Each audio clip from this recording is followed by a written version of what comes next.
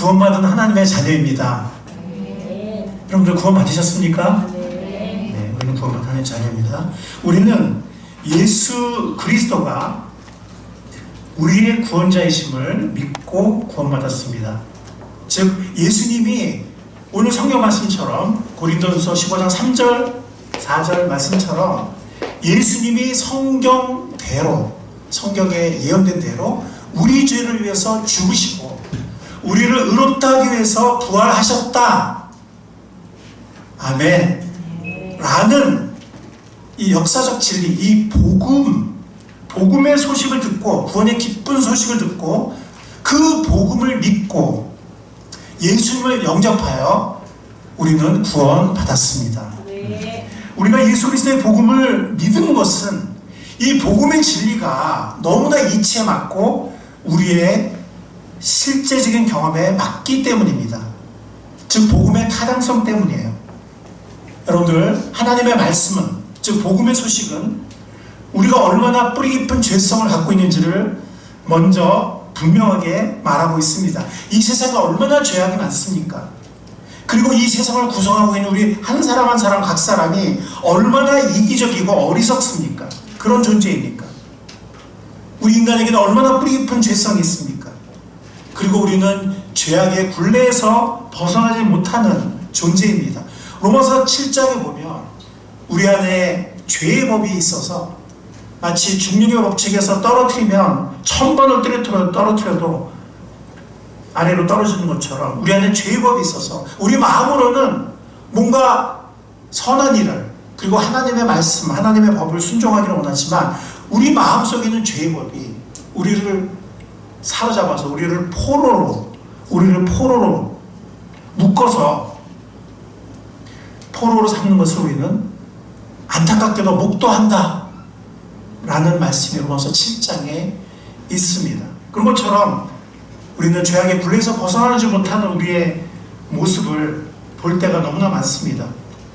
그래서 우리는 인간의 행위로는 구원받을 수 없다는 이 복음의 말씀에 전적으로 동의합니다. 아멘. 여러분들, 모든 종교들은 사람이 뭔가 하는 거예요.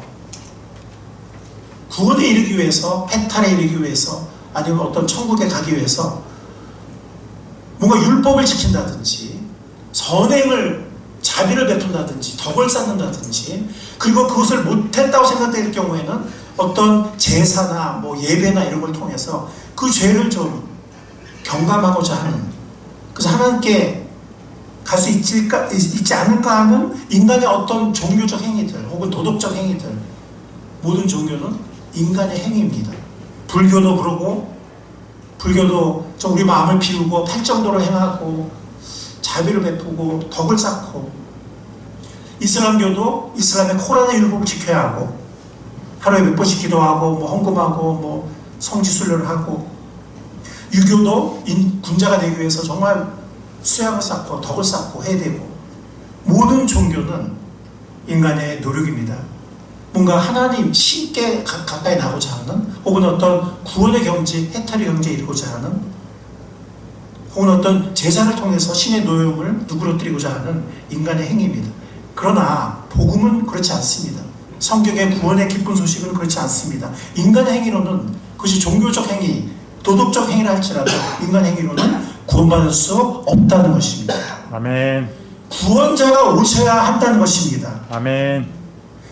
구원자가, 메시아가 와서 우리를 대신해서 속죄의 죽음, 대속의 죽음을 하시고 부활하셨다는 것입니다. 아멘. 세상에 그 어떤 종교도 그런 것이 없습니다. 불교에도, 이슬람교에도, 유교에도, 그 어떤 종교에도 구원자가 와서 우리를 대신해서 죽었다, 그리고 부활했다, 없습니다. 그래서 기독교는 종교가 아닌 것입니다. 물론 한국에도 아니면 전 세계에도 기독교를 종교처럼 다닌 사람들이 많아요. 뭔가 교회를 열심히 나오고 예배드리고 헌금하고 기도하고 이러다 보면 언젠가 구원받지 않을까, 하나님의 나라를 언젠가 받아주지 않을까 하는, 그렇게 교회를 다닌 사람들 많습니다. 그 사람들은 구원받은 사람들이 아니에요. 그냥 또 하나의 기독교라도 또 하나의 종교입니다. 마치 유교의 군자가 되기 위해서 덕을 쌓듯이, 불교에서 자비를 베풀고 마음을 비우고 덕을 베풀듯이, 이슬람교에서 율법을 지키기 위해서 노력하지, 다 그냥 종교인입니다.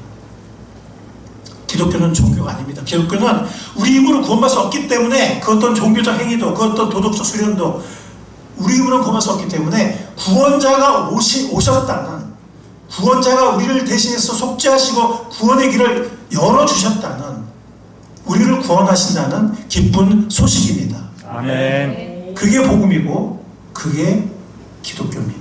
그게 성경입니다. 그것은 유일무이한 진리예요. 이 세상 그 어떤 종교, 그 어떤 미신에도 없는 구원자가, 구원주가, 그것도 성자 하나님이 인간의 몸을 입고 오셔서 우리의 모든 죄를 친히 그 몸에 짊어지시고 속죄하시고 죽으셨다가 부활하셨다는, 그래서 구원의 주님이 되셨다는, 우리를 구원하신다는 이 메시지는 이 세상 그 어떤 종교에도 없는 유일무이한 구원의 진리인 것입니다. 아멘. 이것이 바로 성경의 진리성이고 성경의 신뢰성입니다. 오늘은 근데 그것이 우리의 어떤 삶의 경험과 삶의 진리와 또 이 세상을 분별하는 그 모든 타당성에 맞습니다. 맞고 정말 우리가 우리의 힘으로 구원할 수 없는 존재이기 때문에. 근데 오늘은 우리가 예수 그리스도의 죽음과 부활이 역사적으로도 검증될 수 있는 것인가, 타당한 것인가 하는 그것을 한번 고찰해 보기를 원합니다. 아멘. 아멘. 여러분들, 예수 그리스도가 정말 역사적인 인물일까요? 이거 역사적으로 검증할 수 있을까요? 아멘.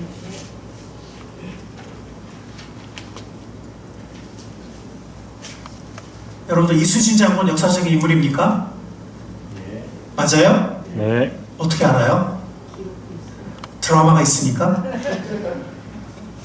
방송에 나오니까? 역사 프로그램에 나오니까? 난중의 얘기가 있고, 그리고 여러 실록이라든가 어떤 기록에 몇 군데 있습니다. 그리고 무엇보다도 교과서에 나오니까 교과서에 나오니까 이건 역사적으로 사실이겠지라고 우리가 생각을 해요. 여러분들, 예수 그리스도는 이순신 장군의 역사적으로 존재했던 것보다 그 못지않게 예수님은 역사적으로 존재하셨던 역사적인 인물이셨습니다. 아멘. 주보 여러분들 메모란에는 그 공간의 제약 때문에 자료를 다 싣지 못하고 대표적인 두 자료만 실었는데, 여러분들, 유대인의 유명한 역사가 중에 영어로는 조세푸스라고 그러지만 요세푸스라는 사람이 있어요. 그래서 그 유대 전쟁사, 실제 유다가 멸망할 때 유대가 AD 70년에 로마에 함락되고 예루살렘 성이 함락되고 성전이 불타고, 그때 성전으로 들어오면 살 거라 그래가지고 더 많은 유대인들이 들어왔어요. 예루살렘으로. 기독교인들은 빠져나갔고, 예루살렘 성은 오히려 빠져나갔고, 왜냐하면 예수님의 그 예언을 믿었기 때문에. 근데 유대인들은 성전은 하나님 지켜준다 이러고 더 많은 사람들이 성전에 엄청나게 들어왔어요.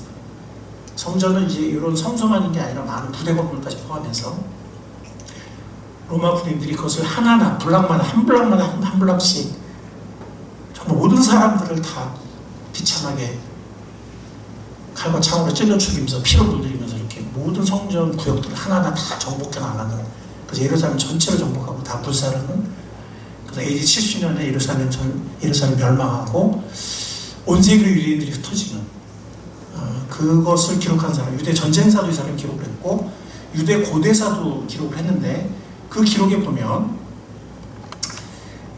우리 한번 읽어볼까요? 시작.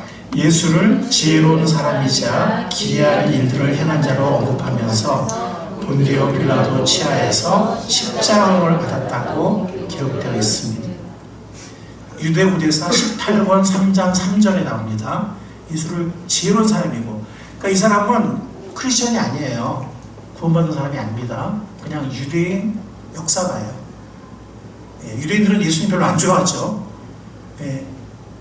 그래서 예수를 지혜로운 사람이자 기이한 일들을 행한 자로 언급을 했고 본디오 빌라도 치하에서 십자가형을 받았다 이렇게 기록하고 있습니다.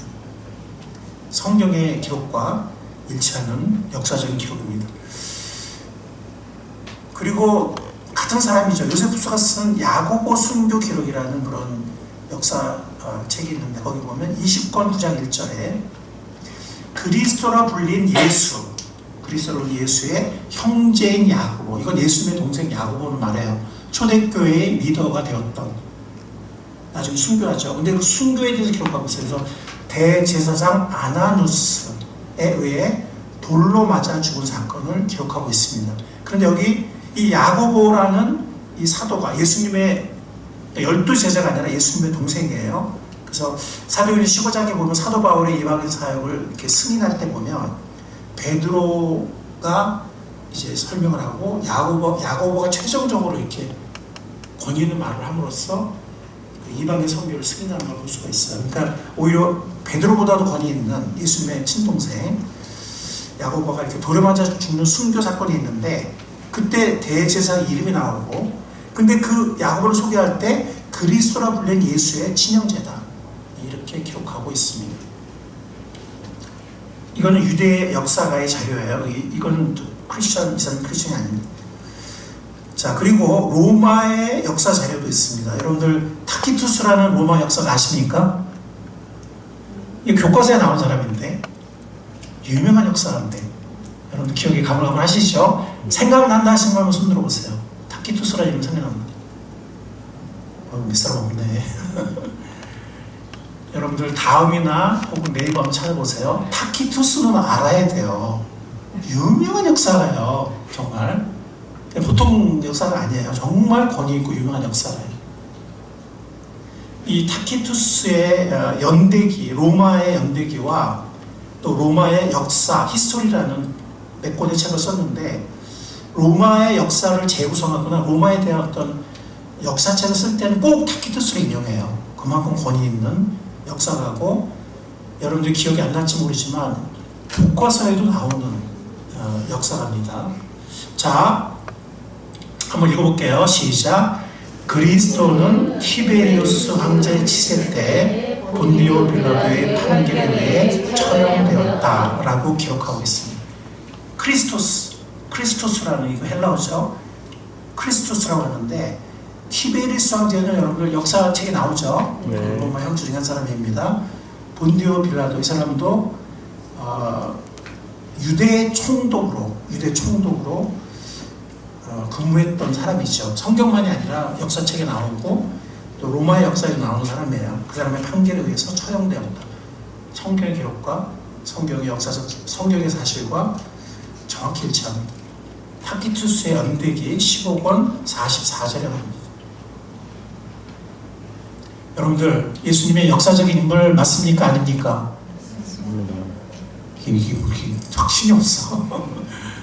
예수님의 역사적 인물 맞습니까? 아닙니까? 아멘. 여러분들 이 자료는요, 제가 챗 GPT한테 물어봐서 얻은 거예요. 무슨 뭐 크리스천이 쓴 책에서 인용하는 게 아닙니다. 챗 GPT에서 지금 인용한 거고, 그거를 포털 사이트 다음에서 더블 체크한 겁니다. 거기서도 나옵니다. 자, 타키투스는 정사를 기록한 사람이라면 수에토니우스는 뭐라고 해야 될까요? 이 사람도 뭐 권위 있는 역사가예요. 근데 어떤 굉장히 좀 딱딱하지 않게 이렇게 굉장히 재밌게 역사를 쓴 사람이에요. 특히 황제들의 생애라는 책은 아주 인기 있었던 대중적인 역사책이었고 지금도 많이 인용되고 있는 책입니다. 이 사람도 굉장히 유명합니다. 황제들의 생애라는 유명한 책을 기록한 수에토니우스에 의하면 클라우디우스 황제, 이 사람도 그 로마 황제죠. 전기 25절에 보면 크레스투스, 그리스도로 인해 유대인들 사이에 소요가 있었다고 언급하고 있습니다. 예수님의 존재를 알고 있었던 거죠. 네. 그리고 마라바 세라피온이라는, 바라는 말은 아들이란 말이에요. 그러니까 세라피온의 아들인 마라 이런 뜻인데 시리아의 철학자입니다. 근데 어떤 언급이 나오냐면 이 사람의 책에 보면 유대인들이 지혜로운 왕을 죽였고 그 후 나라가 멸망했다라고 언급하고 있습니다. 이 유대인들이 죽인 지혜로운 왕, 예수 그리스도죠. 예수를 가리킨 것으로 해석되고 있습니다. 즉 이 모든 게 챗GPT에 제가 인용하고 있는 거예요. 그리고 그리스 풍자 작가 루키아노스라는 실제 작가입니다. 공간상 제가 여기는 안 했지만 이 사람의 기원후 166년경에 저술한 페레그리누스의 죽음이라는 그런 작품이 있어요. 여기 보면 예수와 기독교를 많이 언급하고 있습니다. 그래서 기독교의 여러 측면에 대한 내용이 담겨 있는데요. 제가 잠깐 읽어드리면 루키아노스의 글에는 다음과 같은 내용이 있다. 요거는 제가 요 루키아노스 자료는 포털사이트 다음에서 제가 인용하는 거예요. 루키아노스의 글에는 다음과 같은 내용이 있다. 기독교인들은 지금도 한 사람을 숭배하고 있다. 그들은 새로운 의식을 도입한 인물로서 그는 새로운 의식을 도입한 인물로서 그 일로 인해서 십자가에 처형되었다. 중략, 이 사람들은 크리스천을 말하는 거예요. 자신들이 영원 불멸하다는 믿음을 기본 전제로 삼고 있어서 죽음을 두려워하지 않고 기꺼이 희생하려는 태도를 보인다. 또 그들은 최초 입법자가 가르친 바에 따르면 개종과 동시에 그들은 서로 형제가 되며 그리스의 신들을 부정하고 십자가 못 박힌 현자를 숭배하며 그의 법에 따라 살아간다. 이렇게 그리스도인들을 묘사하고 있습니다. 자, 이 모든 역사적 자료가 의미하는 바가 뭐겠습니까? 요거는 다시 챗GPT의 내용이에요. 챗GPT가 이렇게 말을 했습니다. 이들 역사적 자료는 예수님의 실존, 존재와 사역과 처형이 단지 성경 이야기만이 아니라 1세기와 2세기의 비기독교 역사 문헌에서도 독립적으로 언급되었다는 것을 보여줍니다. 이 챗GPT의 말이에요. 물론 기록량은 짧고 신학적 해석 없이 사건 중심이지만 예수님이 역사적 인물이었다는 점에는 학계의 광범위한 합의가 있다. 네, 챗GPT의 결론입니다. 네. 여러분도 한번 궁금하시면 한번 쳐보세요. 네. 제 질문은 그것이었어요. 그러니까 제 질문 뭐라 썼냐면 성경 기록 외에 예수 그리스도에 대한 기록이 있는지 설명해줘. 이렇게 제가 질문했거든요. 그 질문에 지금 이런 자료들을 나열했고 이런 결론을 챗GPT가 내린 겁니다. 여러분들, 예수님은 역사적으로 이 땅에 사셨습니다. 아멘. 그리고 로마 제국의 역사 속에서 그리고 로마의 총독의 판결에 의해서 십자가형으로 죽음을 당하셨습니다. 아멘. 아멘. 아멘. 예수님의 출생과 예수님의 존재와 예수님의 죽음에 대해서는 분명한 역사적인 사건이라는 역사가들의 합의가 있습니다. 아멘. 예수님은 역사적 인물입니다. 아멘. 자, 예수님의 부활에 대해서는 역사적인 기록이 없어요. 왜 그럴까요? 네, 그렇게 볼 수도 있겠죠. 네, 근데 오늘은 우리가 좀 객관적으로 보고 있잖아요. 지금 오늘은 예수님의 부활에 대해서는 왜 역사적 기록이 없을까요? 예수님은 제자들에게 집중적으로 나타나셨습니다. 40일 동안. 맞습니까? 아멘. 맞아요? 네. 틀려요? 맞아요? 네. 네. 성경의 기록이 그렇잖아요. 그죠? 왜냐하면 예수님이 40일 후에는 승천하시니까 그러면 이 땅에는 누가 예수님의 죽음과 부활을 증거해야 돼요? 제자들과 제자들, 12사도를 중심으로 한 제자들이 전 세계에 나가서 증거해야 돼요. 그렇지 않으면 예수님의 죽음과 부활은 잊혀지고 말 거예요. 그래서 그들에게, 근데 그들도 반신반의했잖아요. 그래야 안 그래요? 그래야 안 그래요? 네. 예수님의 부활하신 날 부활을 믿었던 사람 한 사람도 없었어요. 그래서 여인들이 제일 먼저 부활하신 예수를 만났는데, 근데 이것도 여인들이 제일 먼저 예수를 만났다고 기록되어 있거든요. 근데 그들은 예수님의 시신을 이렇게 처리하려고, 방부제를 바르고 그렇게 하려고 향유를 바르려고 그렇게 무덤에 갔었던 거지, 부활하신 예수님을 만날 기대로 간 게 아니었어요. 베드로와 열두 사도는 숨어 있었어요. 열두 제자는 자기들도 죽을까봐, 예수님만처럼 잡혀서 죽을까봐 숨어 있었어요. 여인들이 말하니까 이제 달려가서 본 거예요. 예수님의 부활을, 예수님은 자기가 그리스도가 고난을 받고 죽임을 당하고 3일 만에 부활할 것이다 라고 3번이나 말씀하셨는데 아무도 믿지 않았어요. 그리고 도마 같은 경우는 자기를 뺀 11사도가 다 부활하신 예수님 만나서 만져보기도 하고 했다고 했는데, 자기가 직접 보기 전에는, 그리고 그 못자국에 손을 놓고 허리에 손을 놓기 전에는 자기 믿을 수 없다라고 했던 사람이 도마죠. 도마가 이제 영어로는 토마스예요. 토마스. 예수님이 그가 함께 있을 때 다시 한번 나타나셨어요. 예수님이 여러 번 나타나셨습니다. 예. 그래서 역사적인 자료는 없습니다. 그런데 그 많은 증인들의 증언은 남아 있습니다. 그 많은 증인들의 증언. 자, 예수님 실제로 부활하셨는데 첫 번째는 빈무덤이에요. 오늘은 지금 시간적인 것 때문에 제가 어쨌든 왜 이 빈무덤이 부활해진 거냐면, 예수님이 부활할 거라고 미리 3번이나 말씀하셨고 했기 때문에 유대인 지도자들, 예수님을 못 박아 죽인 바리새파, 사두개파 그 리더들, 성전의 리더들과 알고 있었어요. 그래서 로마 군병에게, 본디오 빌라도에게 특별히 요청을 해요. 저 이상한 사람이 죽기 전에 저런 말 했으니까 혹시 제자들이 시체를 훔쳐가서 부활했다고 헛소문을 퍼뜨릴 수 있으니까 군사로 보내달라. 사실 일반 유대인의 무덤 앞에 로마 군병이 경비를 쓰는 일은 없어요. 예, 여기 분리되어 있습니다. 종교와 군사, 정치가. 그때 특별히 요청했기 때문에 본디오 빌라도가 군사를 내줘요. 그래서 예수님의 무덤 앞에 큰 도로를, 한 사람만 움직일 수 없는 정말 장정, 여러 사람이 굴릴 수 있는 그런 큰 도로로 막았고, 거기에 로마 군사들이 특별히 경비를 했어요. 그리고 제자들이 훔쳐갈 수 있어요, 없어요? 지금 우리도 죽는 거 아니야? 라고 다 지금 무서워가지고 다 꽁꽁 숨어 있는데, 그런 사람들이 무슨 잡히면 죽는데 무슨 군사들이 있고 하는데 와서 훔쳐갑니까? 그리고 아무도 부활을 믿지 않았는데.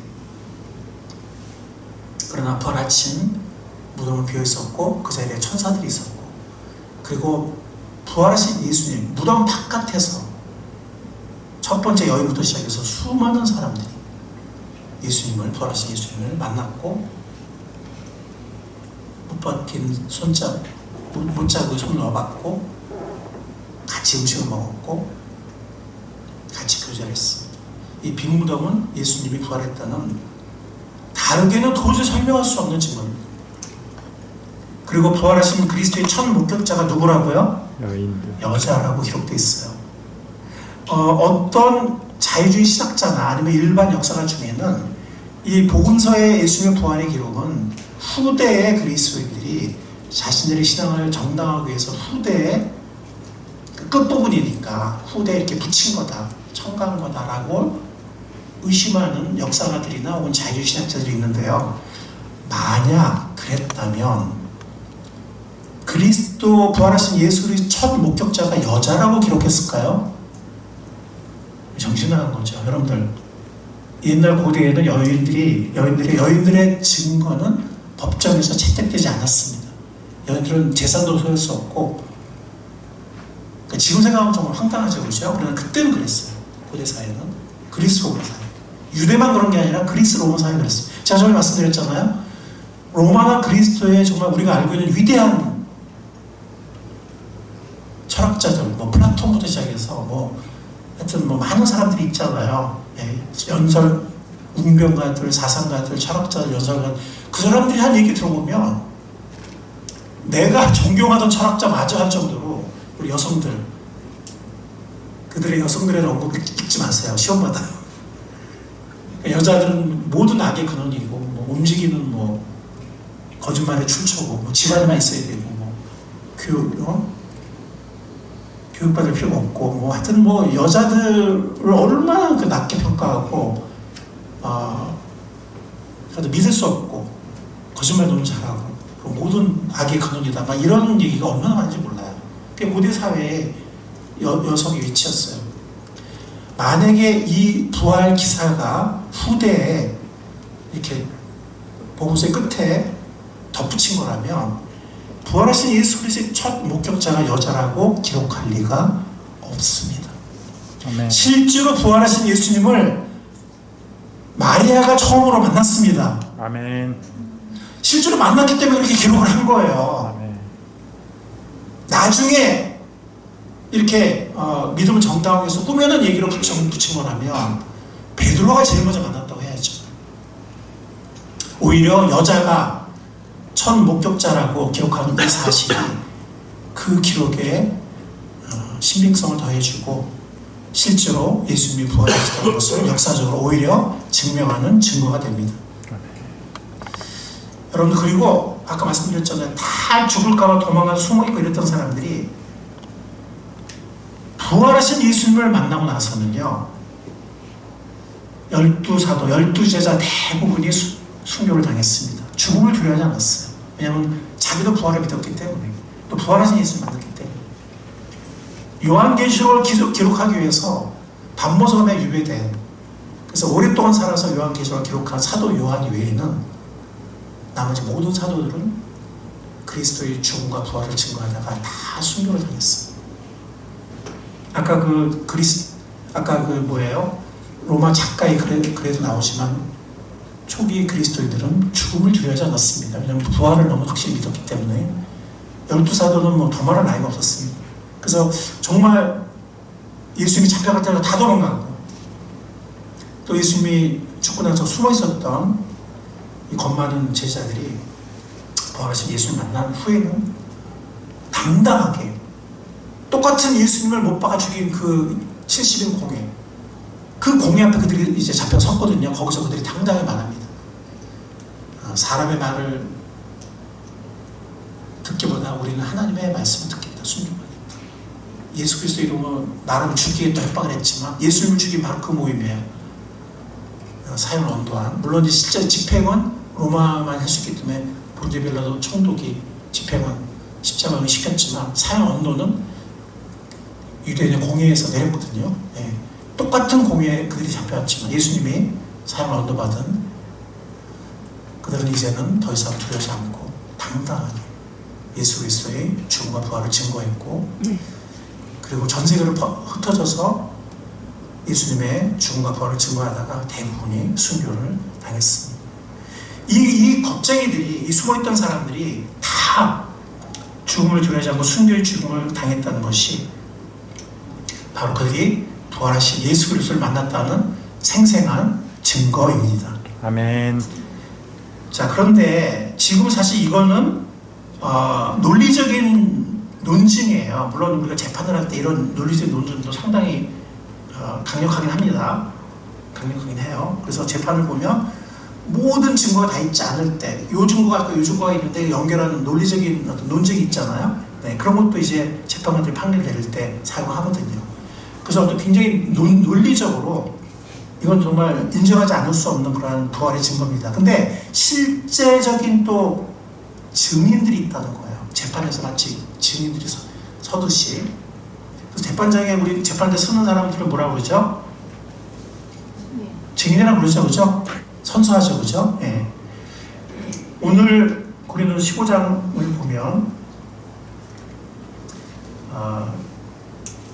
5절부터 보면, 자, 5절, 6절, 7절, 8절 우리 교대를 읽고 마지막 절 함께 하겠습니다. 15장 5절부터 저부터 읽겠습니다.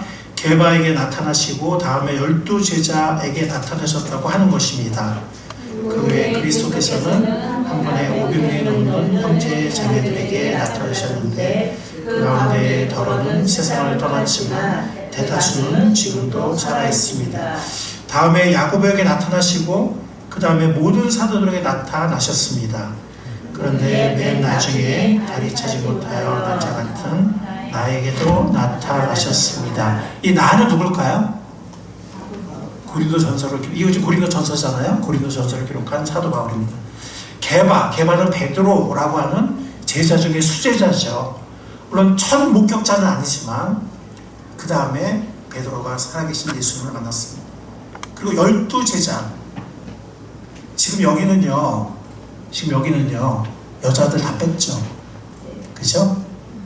이건 여자들 무시해서가 아니라 그 당시에 남자들의 증언을 세상 사람들이, 일반 사람들이 유용하게 받아들였기 때문에 그렇게 한 겁니다. 근데 500명이 일시에 만났다면 여기는 여자들은 많이 있었겠죠. 그죠? 네. 12제자가 동시에 두 번이나 도마가 있었을 때 없었을 때, 그리고 무려 500명이 넘는 제자들에게 일시에 나타나셨습니다. 이것은 갈릴리 산에서 만난 것 같아요. 예수님 부활하신 다음에, 그러니까 예수님 죽기 전에도 3번 예고했다 그랬잖아요. 인자가 잡혀서 많은 고난을 받고 죽고 사흘 만에 살아날 것을 3번 예고하셨는데, 그걸 유대인들도 알고 있었죠. 그랬어요. 인자가 살아난 후에는 갈릴리의 산으로 갈 거니까 너희들이 내가 살아난 다음에는 갈릴리 산으로 와라 라고 말씀하셨거든요. 그래서 갈릴리 산에 모인 사람들이 500명이 넘었습니다. 12제자를 포함해서. 그 사람들에게 예수님이 일시에 나타나셨어요. 마태복음 28장 끝에 보면 나와요. 그 위대한 사명, 지상 사명을 주시는 상황이 그런 상황이에요. 그리고 예수님의 친동생 야고보. 여러분들, 예수님의 동생들이 3명 정도가 있는데 예수님이 죽을 때까지 그들은 예수님 믿지 않았어요. 예수님이 부활하시고 났을 때 그들이 예수님을 믿었어요. 그래서 제일 큰 동생 야고보가 사도보다 더 권위 있는 사도 중에 사도가 되어서 예루살렘 교회 리더가 되고, 나중에 아까 역사책에 나오지만 돌에 맞아서, 대제사장에 의해서 돌에 맞아서 순교를 당합니다. 근데 야고보와 모든 사도, 이때 말하는 모든 사도는 12사도를 말하는 게 아니라 복음을 전하러 나간 예수님을 봤던 사람, 500명을 포함하죠. 예수님 봤었고 예수님의 죽음과 부활을 증언하러 세상으로 나오는 사람들을 모든 사도들이라고 했습니다. 12명 이상을 말하는 거죠. 그 사람들이 예수님 봤습니다. 마지막으로는 사도 바울이 봤어요. 여러분들, 사도 바울은 어떤 사람이에요? 원래 사도 바울의 원래 이름이 뭐였죠? 사울이었어요. 구약의 사울라고 말고, 사도 바울의 원래 이름이 사울이었는데 원래 어떤 사람이었죠? 네, 예수님과 그리스도인으로 엄청나게 핍박하던 사람이었어요. 그래서 첫 번째 순교자인 예루살렘 교회 7 집사 중에 한 사람이, 첫 번째 순교자인 스테반이 순교할 때 사람들이 돌을 던질 때 그 증인들의 옷을 맡아서 입던 사람들이에요. 그래서 옷을 맡았던 사람이고, 그 다음부터는 직접 나서서 수많은 그리스도인들을 이렇게 집집마다 찾아내가지고 감옥에 투옥시켰던, 그리고 열심히 특심해서 이 예루살렘만이 아니라 지금의 다마스커스, 시리아의 다마스커스죠. 다메섹까지, 거기 있는 그리스도인들까지 잡으러 가다가 다메섹 도상, 다마스커스 가는 길, 거의 다메섹 도착해서, 여러분들 사도행전 9장 읽어오셨어요? 네, 거기 보면 읽어오신 분들 아시겠지만 하늘에 갑자기 엄청난 빛이 비추면서 사울이 실명을 하게 되죠. 실명을 할 때 하늘에서 음성이 들립니다. 어찌하여 나를 핍박하냐. 그리스도인들을 핍박했는데 예수님은 자신을 핍박한다고 말씀하세요. 그러면서 그가 이제 부활하신 예수님을 만나게 되죠. 사실 사도의 자녀 중에 하나는 부활하신 예수님을 만났던 경험인데, 사도 바울은 환상 중에 부활하신 예수님을 만납니다. 그리고 눈이 멀죠. 근데 아나니아라는 사람을 또 성령께서 보내십니다. 그래가지고 그가 기도했을 때 이 비늘이 풀리면서 눈을 보게 되면서 이방인의 사도로서의 사명을 아나니아를 통해서 하나님이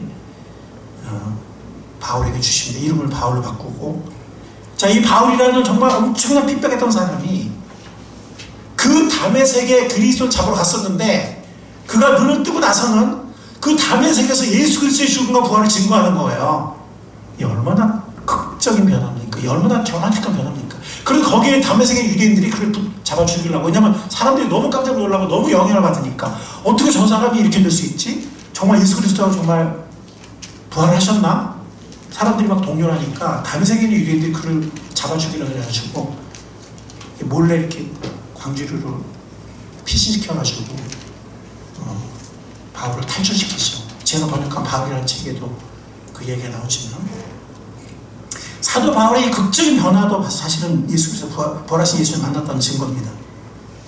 정말 놀라운 게, 다 놀랍지만 한 번에 500명이 넘는 사람들에게 나타나신 이게 정말 놀라운 일이에요. 사실 이렇게 몇 사람이 만났을 때는 환상 아니야? 꿈에서 오는 거 아니야? 이렇게 이의를 제기한 사람도 있는데, 500명이 넘는 사람들이 일체 이거는 환상일 수가 없죠. 이거는 정말 역사적인 체험이죠. 근데 그때가 언제냐면, 보통 예수 그리스도의 부활을 기원후 30년이나 33년으로 보는데, 그거는 누가복음 3장 1절에 나오는 역사적 자료에 근거해서예요. 그거 지금 설명할 시간이 없지만 그때 설명하겠습니다. 누가복음 3장 1절에 보면 침례 요한이 언제 활동하기 시작했냐고 그러면, 티베리우스 황제가 통치 왕위에 오른 지 15번째 해에 곧 본디오 빌라도가 총독으로 유대를 통치하고 헤롯이 분봉왕으로 갈릴리를 다스릴 때 침례 요한이 출생했다고 누가복음 3장 1절에 나옵니다. 티베리우스 황제가 왕위에 오른 것은 기원후 14년 정도예요. 그러면은 15번째 통치 15년은 기원후 29년 정도가 되죠. 예. 그래서 기원후 29년 정도, 그때 침례 요한이 활동하기 시작했고 예수님도 활동하기 시작했어요. 침례 요한이 활동과 예수님 활동은 차이가 얼마 나지 않죠. 침례 요한의 그 침례를 받고 예수님이 공생애를 시작하니까. 근데 예수님의 생애는 한 3년 반 정도 되거든요. 예. 그렇게 보면 기원후 33년 정도에 예수님이 죽으시고 부활하셨다는 결론이 나오고, 사실 이것도 이제 챗GPT한테 물어본 거예요. 이것도 챗GPT가 이렇게 얘기를 했습니다. 그래서 기원후 33년 정도 예수님이 죽으시고 부활하셨는데, 이 고린도 전서가 언제 기록이 됐냐면 거의 모든 성경학자들이 기원후 54년 정도를 보거든요. 예, 이거는 거의 모든 성경학자들이, 제가 여러 번을 참고했어요, 54년경으로 공통적으로 말을 합니다. 부활이 기원후 33년에 있었다는 것은 그건 챗GPT가 말한 거예요. 자, 그러면은 33년에 죽으시고 부활하셨고 고린도전서는 54년에 기록이 됐어요. 몇 년의 차이가 있습니까? 21년의 차이가 있죠. 사도 바울이 고린도전서를 기록한 당시, 즉 에베소에서 54년경에 기록을 했는데, 그때까지도 이 500명의 증인들 중에서 대다수가 어떻게 하고 있었다고요? 살아 있었다고 사도 바울은 고린도전서에서 증언하고 있습니다.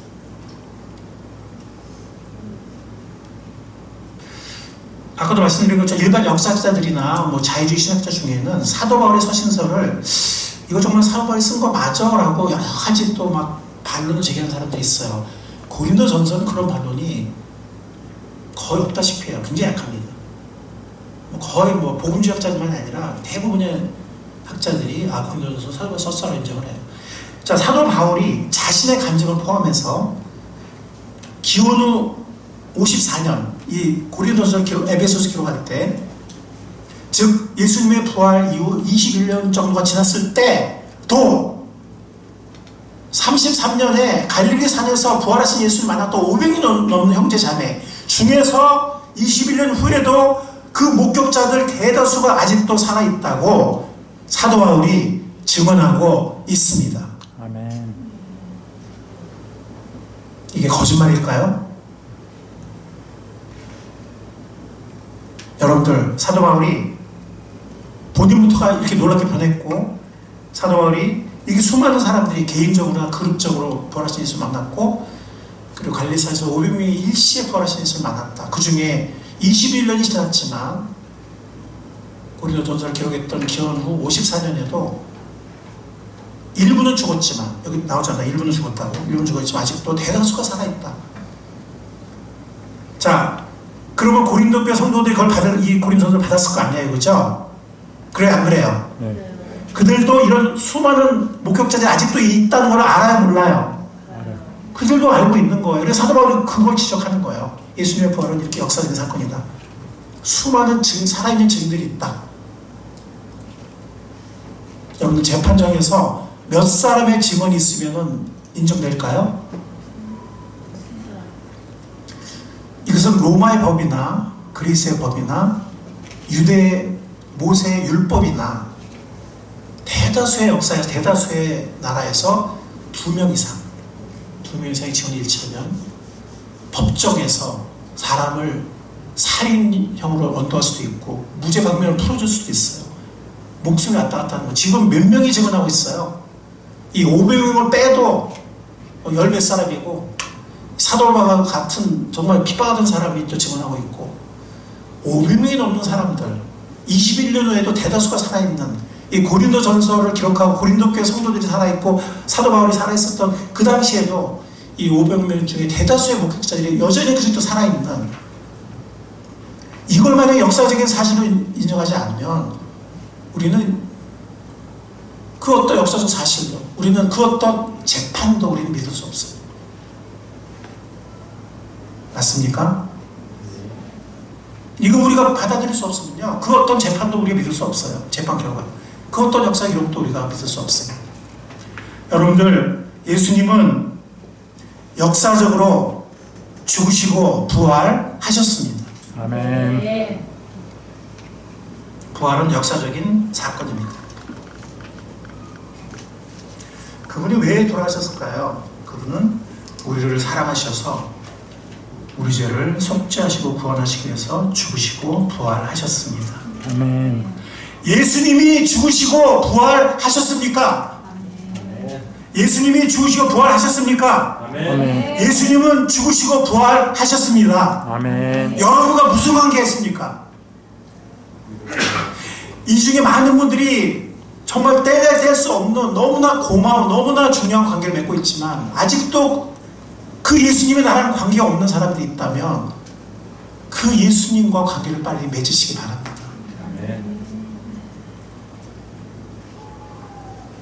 본디오 빌라도는 그 아내가 꿈에 환상을 받고 저 의인 예수 그리스도라는 사람을 죽이지 말라고 당신이 왜 그 사람을 죽이는 악역을 하냐고 죽이지 말라고 했지만 본디오 빌라도는 유대인들이 폭동을 일으킬 것 같으니까 자신의 정치적 입지를 고려해서 황제와의 관계라든가 해서 정치적인 타산으로 예수님이 죄가 없다는 걸 알았거든요. 본디오 빌라도. 그래서 죄가 없다고 말하잖아요. 그러니까 유대인들이 그냥 죽이라고 강도를 풀어주고 바라바를 풀어주고 그 사람 죽이라고 막 소요를 일으키잖아요. 그러니까 그냥 귀찮으니까 그냥 죄가 없는 거 알면서도 그냥 십자가에 넘겨주거든요. 본디오 빌라도가.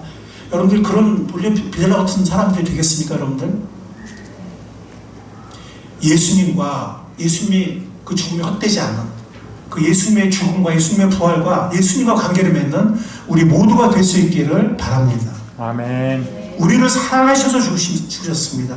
우리를 속죄하고 우리 죄를 이 뿌리 깊은 죄를 우리가 어떻게 할 수가 없으니까 우리의 노력으로 구원받을 수 없으니까 예수님이 그래서 그 귀한 몸으로 우리 죄를 대신하신 것입니다. 속죄하고 구원하시기 위해서 죽으시고 부활하셨습니다. 아멘. 예수님이 부활하지 않았다면 그냥 그 죽음에 대해서 나는 이렇게 죽는 거라는 주장으로 끝나요. 예수님 부활하셨잖아요. 그럼 예수님은 단순한 인간이 아니에요. 예수님은 메시아 구원주이신 것입니다. 아멘.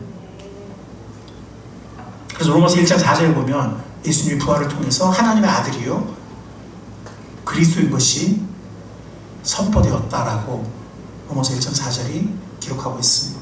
여러분들 예수님의 죽음과 부활은 사랑으로 우리를 대속하기 위해서 우리를 구원하시기 위해서 하신 것입니다. 뿌리 깊은 죄의 지고 살고 있는 나의 죄를 해결하고 나를 구원하시기 위해서. 죄는 나를 더럽게 하고 우리 모두를 더럽게 합니다. 우리 양심에 가책을 줍니다. 그리고 많은 사람들의 마음에 상처를 줍니다. 돌이킬 수 없는 상처를 줍니다. 그리고 하나님의 성전과 성소를 더럽힙니다. 이건 우리가 몇 주 전에 레위기 속죄제 설교할 때 우리가 배웠죠. 하나님의 성전과 성소를 우리 죄가 더럽힙니다.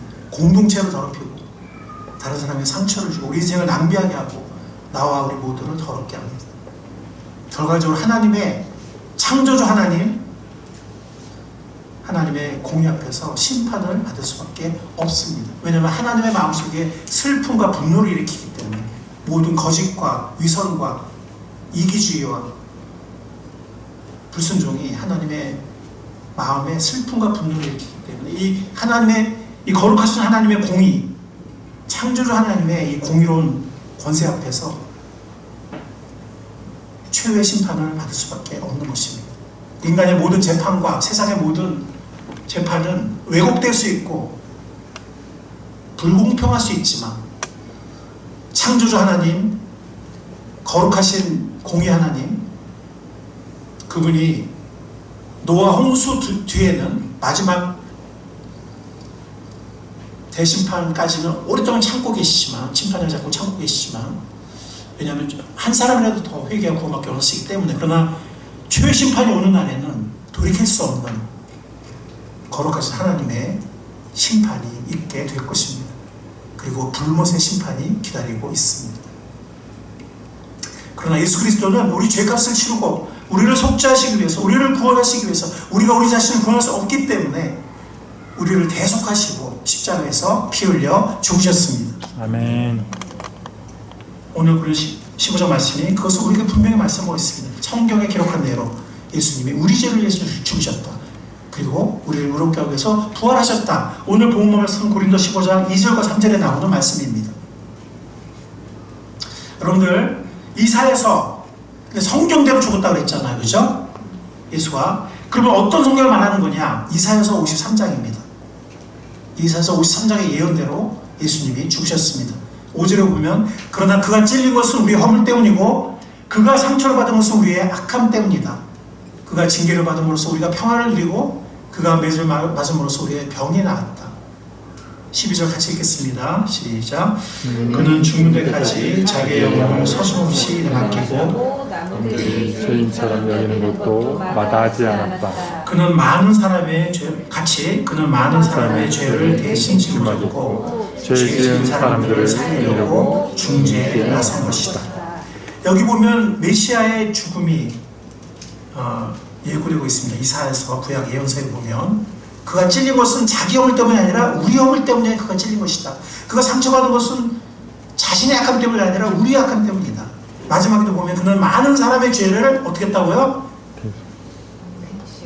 그 부분에 보면 그는 많은 사람의 죄를 대신 짊어졌다. 자기 죄를 짊어진 게 아니다. 죄 지은 사람을 어떻게 하려고? 살리려고 중보자가 되신 것이다. 이 성경에 기록된 대로 예수님은 우리 죄를 위해서 죽으셨고 사흘 만에 부활하셨습니다. 아멘. 그래서 갈라디아 1장 4절에 보면 바로 그 얘기를 하고 있는 거예요. 예수 그리스도께서는 하나님 우리 아버지의 뜻을 따라 우리를 이 악한 세대를 건져주시려고 우리의 죄를 계속하기 위하여 자기 몸을 바치셨습니다.